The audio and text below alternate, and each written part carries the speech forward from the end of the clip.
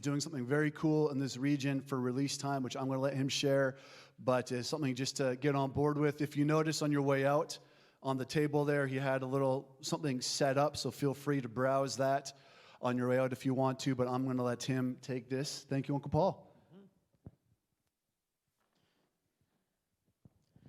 Well, yesterday morning, after camp, I was pretty tired. I just wanted to sleep in, and I'm dropping stuff. Oh, well. That's not going to be a surprise now. I wanted to sleep in, but there was some wild raspberries calling my name. And as tired as I was, I just got up, went out, and picked wild raspberries. Why? It was an offer too good to pass up. Offer too good to pass up. I am Uncle Paul from Camp Tapawingo, and I've been there for probably around 34, 35 years. And I've been busy doing good news clubs, after school things, eating lunch with the students at Bristol or Virginia Middle School, different things like that. But I've got 1, 2, 3, 4, 5 gold coins, and I'm just going to pull a name just out of my mind. Is there an Adelea in the house? Oh, we have one. Come on up here, Adelea. 5 gold coins. These are $1 a piece, and you can spend them as real money, assuming we're not cashless tomorrow. That's another sermon. Would you like these? Yes, please. All you have to do is take them. You may have a seat. Okay. That was an offer too good to pass up.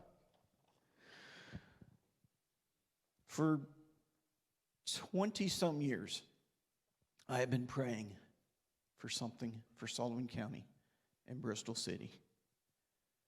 20 years I've been praying for this. It's something called release time. It's what we mainly do in the wintertime, our school ministry.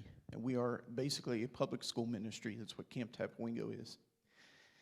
Release time is a program where we would pull a bus up to a school, and we would tell them we're there, and with parental permission, signed parental permission, they would release the students to get on the bus, to go to a nearby church, and have a chapel time.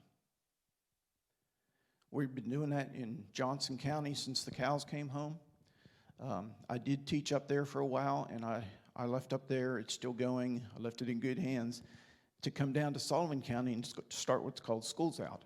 For when school was out on a certain day, we'd bring a bus over to a certain location, take the kids who wanted to come, take them to camp, and give them a free day.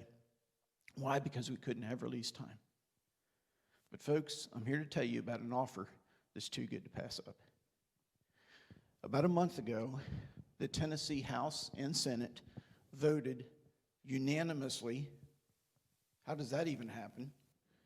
I mean, what color should we paint the wall? Pink, purple, I don't know. They voted unanimously, and the governor signed it into law that if a parent requests the program for their student, the school must let us have it. Wow. Yeah.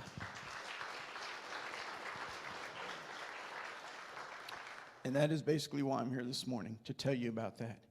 I would love to see that happen throughout the state of Tennessee. But I'm the Sullivan County missionary, the Bristol missionary. I want to see it happen in Vance. I want to see it happen at other schools, Haynesfield, Fairmount, Holston View. But here's what has to happen. The church has to get behind it. I need several things to make this happen. I need parents that want the program for their kids.